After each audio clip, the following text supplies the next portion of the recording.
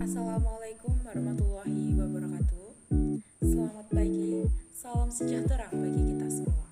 Sebelumnya saya ucapkan kepada teman-teman yang sudah menyempatkan waktunya untuk mengikuti perkuliahan pada pagi hari ini.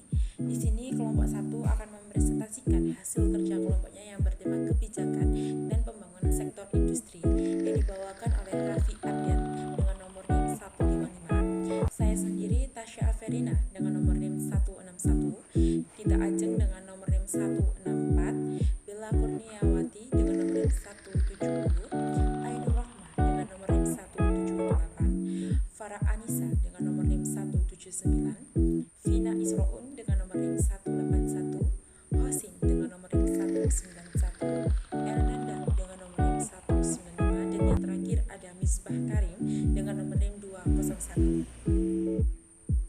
Untuk penjelasan materinya, kelompok 1, waktu dan tempat dipersilakan. Sejarah industri di Indonesia. Pada sekitar tahun 1920-an, industri-industri modern di Indonesia hampir semuanya dimiliki oleh orang asing, meskipun jumlahnya sedikit. Industri yang ada hanya berupa industri rumah tangga seperti penggilingan padi dan tekstil. Perusahaan besar yang ada hanya 2 buah, itu pun milik asing, yaitu pabrik rokok milik British American dan tembakau dan perakitan kendaraan bermotor General Motor Care Assembly. Sekitar tahun 1930-an terjadi depresi besar yang mengakibatkan pemerintah kolonial mengubah sistem ekonomi dengan memberikan kemudahan dalam pemberian izin dan fasilitas bagi pendirian industri baru. Menurut sensus industri kolonial pertama tahun 1939, industri-industri yang ada memperkerjakan tenaga kerja sebanyak 173.000 orang yang bergerak di bidang pengolahan makanan, tekstil, dan barang-barang logam. Pada masa Perang Dunia Kedua, kondisi industrialisasi cukup baik, namun keadaannya terbalik semasa penduduk Jepang. Hal itu disebabkan adanya larangan impor larangan impor diangkutnya barang kapital ke Jepang dan pemaksaan tenaga kerja Romusa sehingga investasi praktis nihil.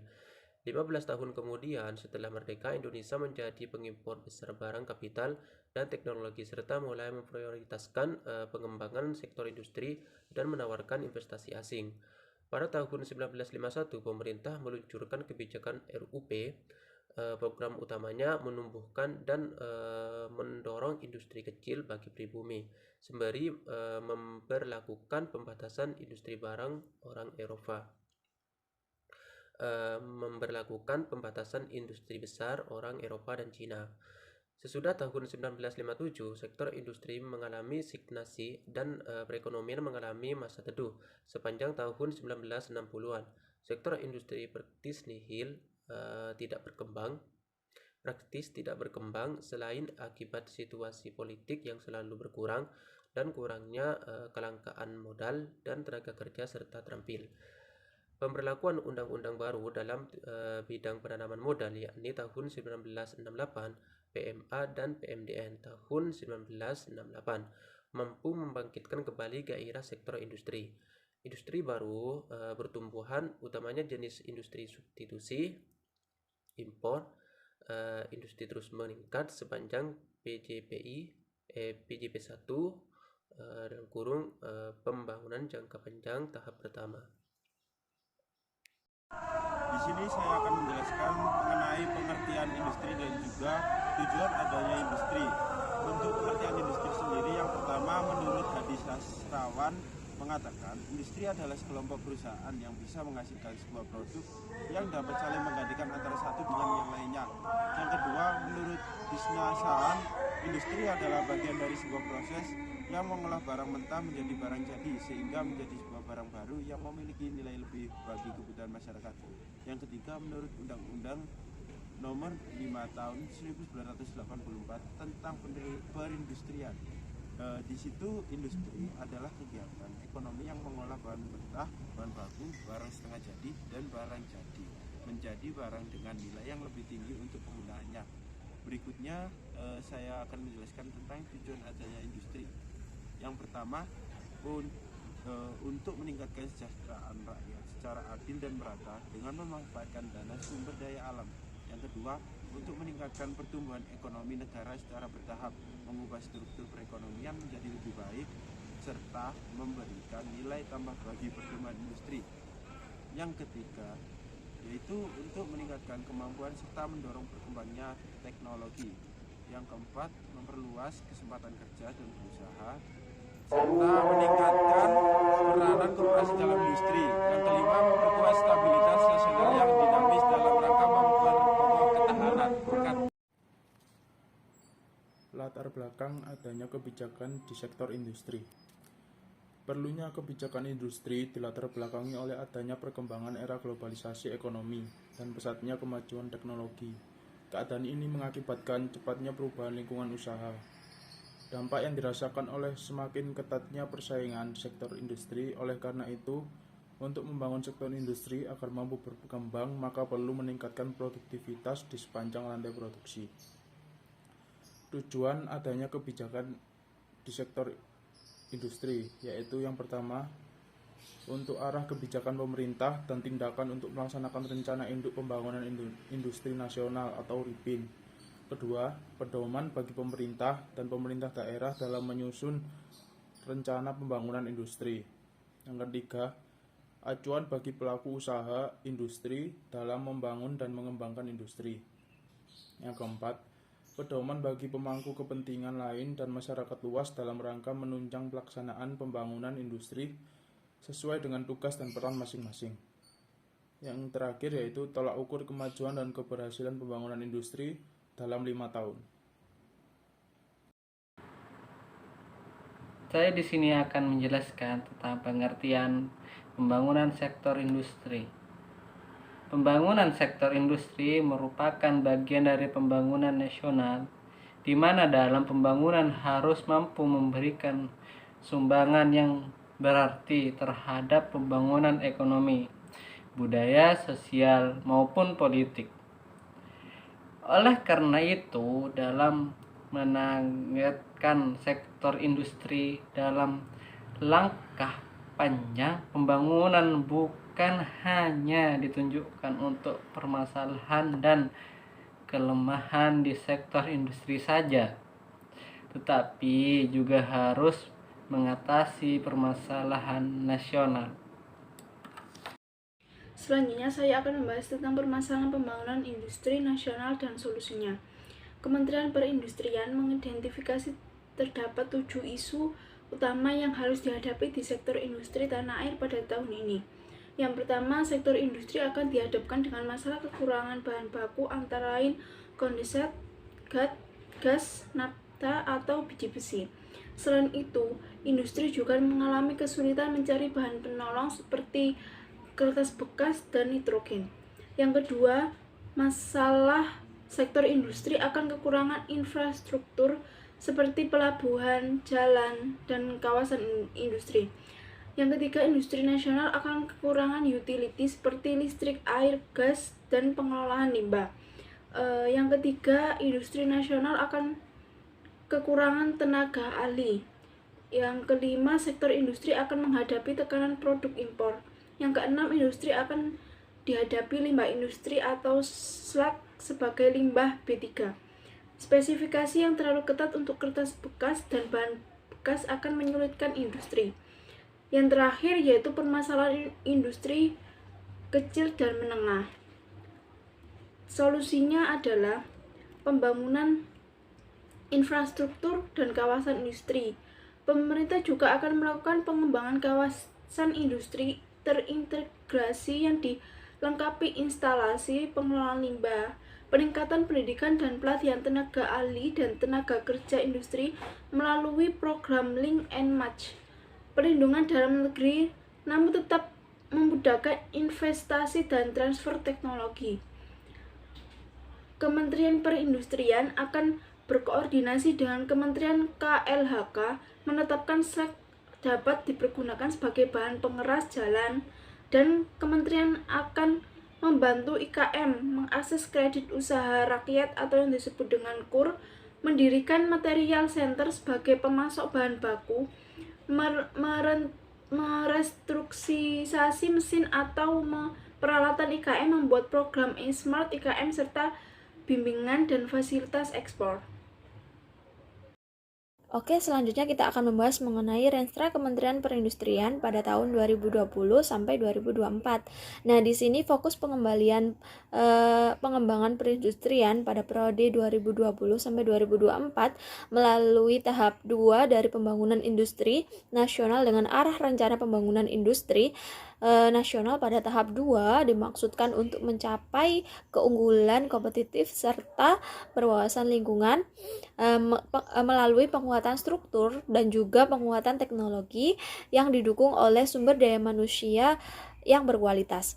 Nah, di sini penguatan struktur industri dilaksanakan melalui perbaikan alur material melalui pembangunan industri hulu, lalu memperkuat iklim investasi dan juga keterbukaan perdagangan dalam rantai nilai produksi global, lalu menarik investasi asing melalui insentif dan juga kolaborasi untuk percepatan transfer teknologi, mendesain ulang zona industri nasional, lalu memperdayaan IKM melalui dukungan dan juga pengembangan ekosistem bisnis dan kelembagaan serta penyediaan fasilitas. Lalu yang kedua yakni penguatan kualitas sumber daya manusia. Nah, di sini melalui peningkatan kompetensi sumber daya manusia industri melalui pendidikan vokasi serta diklat yang berbasis kompetensi. Lalu pembangunan infrastruktur tenaga kerja industri berbasis kompetensi dan juga pembangunan serta pengembangan lembaga pendidikan dan juga diklat berbasis kompetensi. Selanjutnya yakni penguatan kualitas sumber daya alam.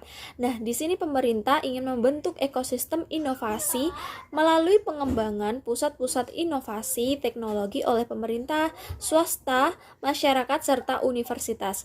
Lalu yakni menerapkan insentif fiskal dan juga non-fiskal untuk menarik investasi teknologi. Dan selanjutnya yakni membangun infrastruktur digital nasional dan juga pembangunan industri yang hijau. Pada slide selanjutnya adalah 10 prioritas industri Indonesia dalam inisiatif Making Indonesia 4.0 yang disusun oleh Kementerian Perindustrian. Pertama adalah memperbaiki aliran material di sektor manufaktur. Nah, maksudnya ini adalah aliran material di mana alur distribusi, tata kelola ini harus diperbaiki karena Indonesia ini memiliki sumber daya bahan baku ini kualitasnya unggul, jadi harus didukung dengan alur distribusi dan tata kelola yang baik dan transparan. Yang kedua adalah mendesain ulang zona industri nasional. Nah, maksudnya adalah mendesain ulang dari Indonesia ini kan salah satu pengekspor minyak dan gas terbesar ya di dunia. Nah, ini harus diubah menjadi sektor sumber energi terbarukan, di mana kita nggak bisa tergantung terus-menerus pada minyak dan gas bumi. Nah, yang selanjutnya adalah menerapkan standar sustainable pada semua sektor industri. Maksudnya adalah sustainability, di mana industri berkelanjutan dalam jangka panjang yang stabil pemanfaatannya atau sumber energi terbarukan ramah lingkungan gitu misalnya. Implementasi prinsip biokimia untuk lahan pertanian atau untuk perkebunan dan lain sebagainya agar industri ini bisa berlanjut sampai waktu yang panjang dan stabil. Selanjutnya adalah memberdayakan UMKM secara maksimal. Nah, maksudnya di sini adalah pemerintah Kementerian Perindustrian itu harus mendukung pemberdayaan UMKM. Salah satu contohnya adalah dengan cara digitalisasi. Digitalisasi ini akan membuat UMKM itu memiliki pasar yang luas, bahkan bisa saja sampai mengakses pasar internasional. Selanjutnya adalah mulai pembangunan infrastruktur digital nasional. Maksud di sini adalah meningkatkan sumber daya manusia. Jadi peningkatan sumber daya manusia yang yang ahli atau yang jago di bidang digital. Jadi kualitas sumber daya manusianya harus didukung dengan digitalisasi ini, pembangunan digital ini. Contohnya apa? Salah satu contohnya adalah internet yang penyebarannya ini merata di desa-desa atau bahkan di pelosok-pelosok. Minat investor asing. Nah, kita tahu bahwa sumber anggaran yang sangat potensial di Indonesia itu salah satunya adalah dari investasi asing. Nah, untuk menarik minat investor asing ini harus didukung dengan iklim investasi yang kondusif dan juga keamanannya di Indonesia. Selanjutnya adalah peningkatan kualitas sumber daya manusia. Pelatihan keterampilan atau kurikulum yang berbasis pada kebutuhan industri itu sangat mendukung untuk making Indonesia 4.0. Selanjutnya, menciptakan aturan dan kebijakan yang harmonis. Nah, yang ke-9, merealisasikan sistem investasi insentif investasi teknologi. Jadi teknologinya harus meningkat gitu ya. Harus ada investasi di bidang teknologi. Yang ke-10, membentuk ekosistem inovasi. Pada slide selanjutnya ada 5 sektor industri manufaktur prioritas dengan daya saing regional. Yang pertama adalah makanan dan minuman. Strategi ini yang pertama adalah mendorong produktivitas di sektor hulu yaitu pertanian, penerapan sistem monitoring otomatis atau autopilot drone. Yang kedua, Indonesia akan membantu UMKM di sepanjang rantai nilai untuk mengadopsi teknologi yang dapat meningkatkan hasil produksi. Yang ketiga, berkomitmen untuk berinvestasi pada produk makanan kemasan dan menangkap seluruh permintaan domestik. Yang keempat, meningkatkan sektor produksi. Yang kedua adalah pada tekstil dan pakaian. Strateginya yang pertama adalah fokus pada produksi serat kimiawi dan bahan pakaian dengan biaya yang lebih rendah dan berkualitas tinggi untuk meningkatkan daya saing di pasar global. Yang kedua, meningkatkan produktivitas manufaktur dan buruh melalui penerapan teknologi. Selanjutnya akan bergeser pada kemampuan produksi fungsional costing. Yang keempat adalah mendorong skala produksi untuk memenuhi permintaan. Sektor ketiga ada otomotif. Strategi yang pertama itu meningkatkan produksi lokal dalam hal volume dan efisiensi produksi bahan baku, seperti perkembangan zona industri terpadu dan peningkatan platform logistik yang lebih efisien. Yang ketiga, bekerja sama dengan perusahaan OEM dunia untuk meningkatkan ekspor, membangun ekosistem industri EM mulai dengan kemampuan manufaktur sepeda motor listrik. Yang keempat, ada sektor kimia. Yang pertama, strateginya mendorong pertumbuhan kapasitas pasokan petrokimia dalam negeri untuk mengurangi ketergantungan impor. Yang kedua, mengadopsi teknologi 4IR dengan mempercepat kegiatan penelitian dan pengembangan untuk mendorong produktivitas dan mengembangkan kemampuan produksi kimia generasi. Nah, yang terakhir ada sektor elektronik. Ini strategi yang pertama adalah menarik pemain global terkemuka dengan paket insentif yang menarik. Yang kedua, mengembangkan kemampuan dalam memproduksi komponen elektronik bernilai tambah.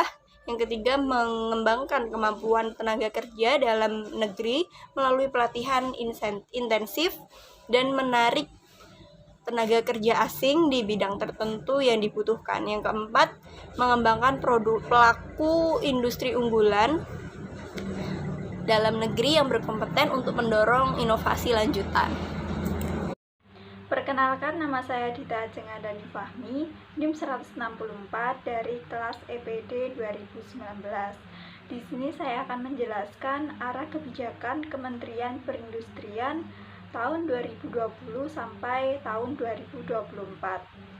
Nah, arah kebijakan Kementerian Perindustrian disusun berdasarkan visi dan misi pembangunan industri.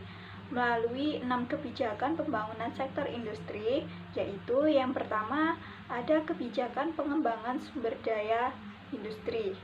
Kebijakan pengembangan sumber daya industri ini dilaksanakan melalui program pendidikan dan pelatihan vokasi dengan sasaran meningkatkan tenaga kerja industri yang kompeten. Yang kedua yaitu program riset dan inovasi ilmu pengetahuan dan teknologi. Nah, pengembangan sumber daya industri diterjemahkan melalui 5 kebijakan, yaitu yang pertama pembangunan sumber daya manusia industri, pemanfaatan sumber daya alam, pengembangan dan pemanfaatan teknologi industri, pengembangan dan pemanfaatan kreativitas dan inovasi, dan yang kelima penyediaan sumber pembiayaan. Nah, yang selanjutnya yang kedua ada kebijakan pengembangan sarana dan prasarana industri.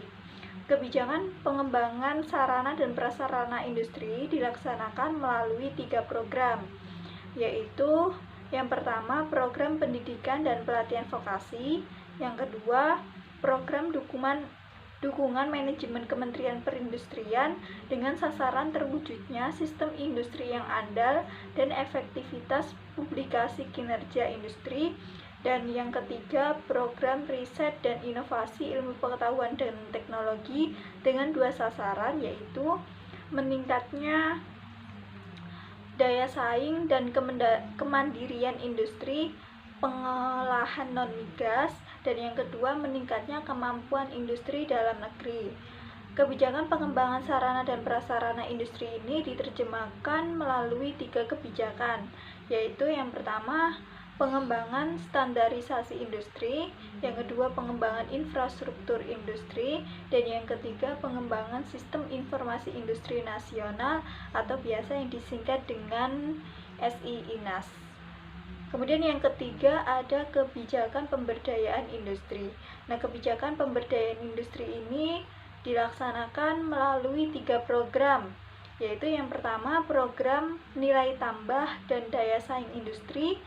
Kemudian yang kedua ada program dukungan manajemen Kementerian Perindustrian dengan sasaran meningkatnya penggunaan produk dalam negeri, dan yang ketiga program riset dan inovasi dengan 2 sasaran, yaitu yang pertama meningkatnya daya saing dan kemandirian industri pengolahan non-migas, dan yang kedua meningkatnya kemampuan industri dalam negeri. Nah, kebijakan pemberdayaan industri ini juga diterjemahkan melalui 5 kebijakan. Yang pertama ada pengembangan industri kecil dan menengah, yang kedua pengembangan industri hijau, yang ketiga pengembangan industri strategis, yang keempat peningkatan penggunaan produk dalam negeri, yang kelima kerjasama internasional di bidang industri. Kemudian yang keempat ada kebijakan pengembangan perwilayahan industri. Nah, kebijakan pengembangan perwilayahan industri ini melalui pengembangan wilayah pusat pertumbuhan industri atau WPPI, kemudian kawasan peruntukan industri, dan yang terakhir kawasan industri. Kemudian yang selanjutnya ada kebijakan fasilitas fiskal dan non-fiskal.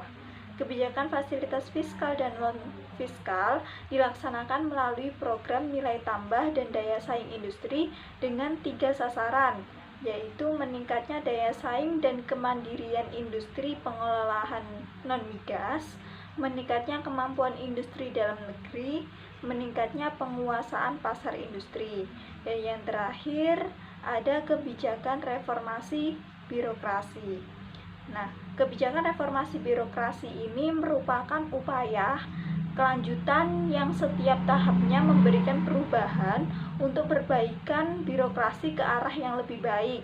Nah, kebijakan reformasi birokrasi ini melalui dukungan manajemen Kementerian Perindustrian ada 3 sasaran. Yang pertama yaitu terwujudnya tata kelola kementerian yang efektif dan efisien.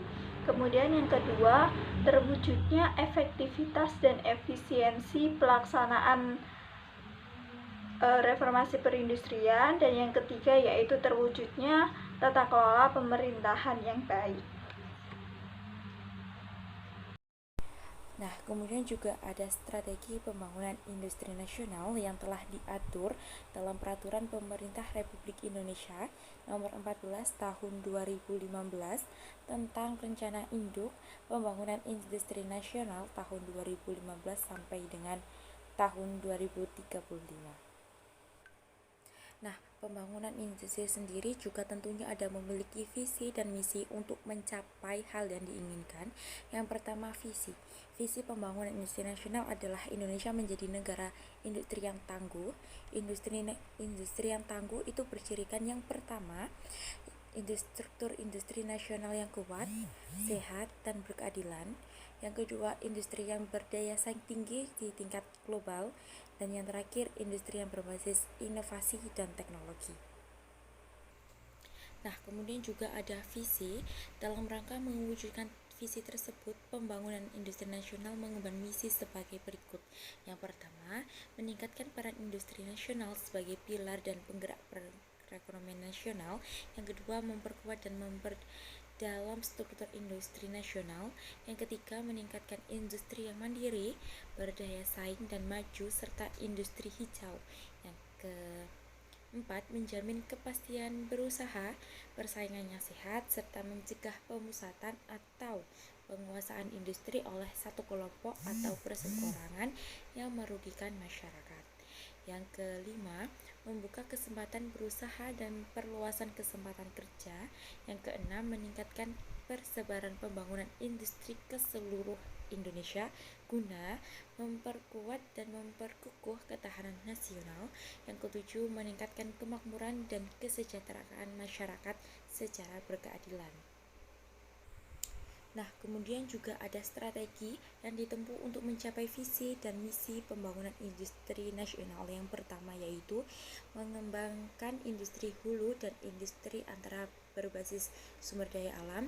Yang kedua, melakukan pengendalian ekspor bahan mentah dan sumber energi. Yang ketiga, meningkatkan penguasaan teknologi dan kualitas sumber daya manusia. Yang keempat, menetapkan wilayah pengembangan industri. Yang kelima, mengembangkan wilayah pusat pertumbuhan industri, kawasan peruntukan industri, kawasan industri, dan sentra industri kecil dan industri menengah. Yang keenam, menyediakan langkah-langkah afirmatif berupa perumusan kebijakan, penguatan kapasitas kelembagaan, dan pemberian fasilitas kepada industri kecil dan industri menengah. Yang ketujuh, melakukan pembangunan sarana dan prasarana industri. Di sini ada grafik industri yang mengalami perlambatan pertumbuhan pada triwulan 1 2020. Perlambatan pertumbuhan terbesar dialami oleh industri kimia, farmasi, dan obat tradisional.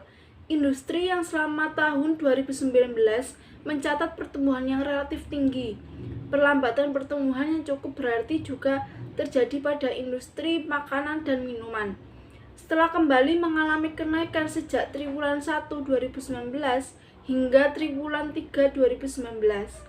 Pada triwulan 1 2020, industri makanan dan minuman tercatat hanya mengalami pertumbuhan sebesar 3,94%, jauh lebih rendah dibandingkan dengan pertumbuhan sebesar 7,95% pada triwulan 4 2019. Dan juga dibandingkan dengan pertumbuhan sebesar 6,77% pada triwulan 1 2019.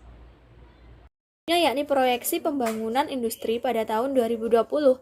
Nah, pertumbuhan PDB industri pengolahan non-migas ini mengalami kenaikan pada tahun 2019 sampai 2020. Pada tahun 2019 angkanya yakni sebesar 4,60%, lalu mengalami kenaikan sebesar 5,30% pada tahun 2020.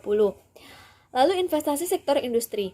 Di sini juga mengalami peningkatan pada tahun 2019 yakni sebesar 1,273,5 triliun. Lalu pada tahun 2020 sekitar 1,624,15 triliun. Lalu tenaga kerja sektor industri juga mengalami kenaikan sebesar 18,93% pada tahun 2019 dan mengalami penaikan pada 2020 sekitar 9,66%. Selanjutnya kita akan membahas mengenai kinerja industri pengolahan. Nah, di sini pada tahun 2021 pada bulan Januari sampai Mei.